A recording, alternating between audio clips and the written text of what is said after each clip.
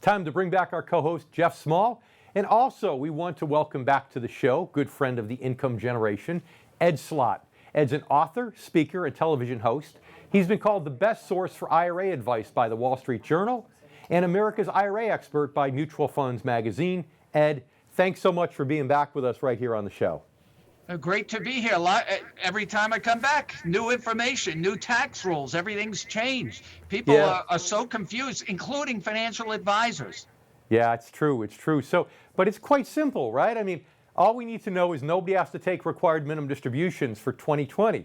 I mean, there's nothing else that we need to know, right? That's it. It's that simple, right? That's it in a nutshell. So thanks. That was a good segment. The questions I'm getting is, who does it apply to? And as you said, it's pretty much everyone that had a required minimum distribution due in 2020. Now, some of the confusion is some people had a 2019 RMD, required minimum distribution, due by April 1st, 2020. If they didn't take any of that in 2019, then they would have had to take it in 2020 by April 1st. That 2019 distribution not taken in 2019 is waived. Those people get a double benefit, because if they didn't take it in 2019, then they would have to take their first two distributions in 2020, and those are both waived. So that's one question. Another common question we're getting, and this is probably one of the biggest ones, and I don't know why, it's pretty clear in the law. What about beneficiaries? People who inherited IRAs or Roth IRAs, non-spouse beneficiaries mainly, they have required minimum distributions. Those are also waived. Okay. Another question is, if it's waived, does that mean, and I don't know where people got this one, if it's waived for this year, do they have to double up next year? No, this year just didn't happen. Make believe it didn't happen. You take a year off and you pick up where you left off. So those are some of the biggest questions. Well, the one I'm getting from people is, gosh, I took mine at the beginning of the year before this new regulation came out. What do I do? How do I recontribute this? Can I recontribute it? So talk to our viewers momentarily about that, please. All right, this is buyer's remorse. They were ahead of the pack. They took their RMD maybe in January or February, and then all of a sudden the law gets signed March 27th, and they say, I want my money back. I want a do-over. I want to return it to the IRA. That's called a rollover. Can you roll it over? Yes, if it's done within 60 days of receipt. But the government, the Treasury actually, just expanded that 60-day window, but it's a quirky fix. And I wouldn't worry if you don't fit into this, because I think they'll clean this up. But right now, if you took a distribution, your RMD, between February 1st and May 15th, you now have until July 15th to put it back. And to make things more complicated, unless you violated the so-called once per year IRA rollover rule. So if you did a rollover from one IRA to another in the past 12 months, then you don't qualify. If you took your RMD in January, then you're out. You can't put it back. So I would relax. If you don't fall into that window where you can put it back, don't worry about it. I think IRS will come up with some blanket relief.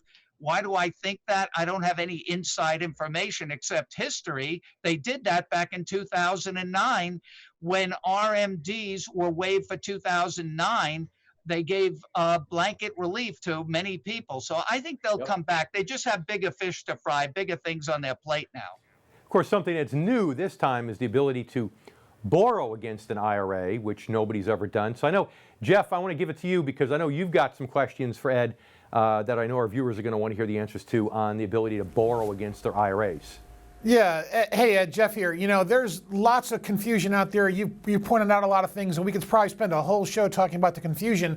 But let's talk about the CARES Act and how it benefits the consumer. Give me the top two benefits from your perspective on what the CARES Act does. Is it the Roth conversion? Is it the suspension of RMDs? What's the benefit to consumers here? The suspension of RMDs, but you hit on a good point. First of all, I just want to correct the terminology. You can never, ever borrow from an IRA. That's a prohibited transaction. So when people use that term, it means they take the money out and they have a little more time to put it back. But you're not supposed to use the word borrow because it's prohibited.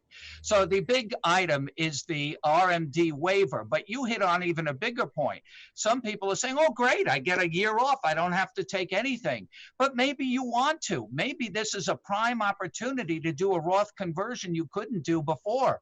Remember, RMDs could never be converted to a Roth. You just had to take the money out and pay the tax.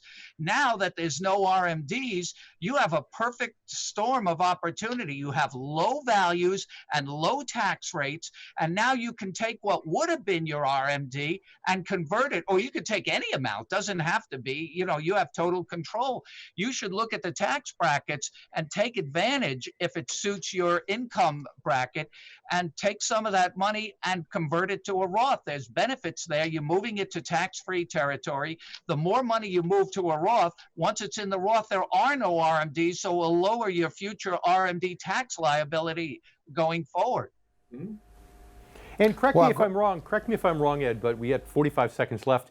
But if you that much I know. But and now we have 40 seconds left. But correct me if I'm wrong. But the part about being able to pay it back within 3 years, the question becomes, well, if you don't pay it back in 3 years... Oh, you're talking about a different provision. You're talking about something called CRDs, coronavirus-related distributions, where you could take up to $100,000 out of your IRA or plan, but only if you're an affected person, which comes in two categories. You're affected with the disease, or your spouse or dependents are, or you have adverse financial consequences, layoff, furloughs, all kinds of terrible things happen.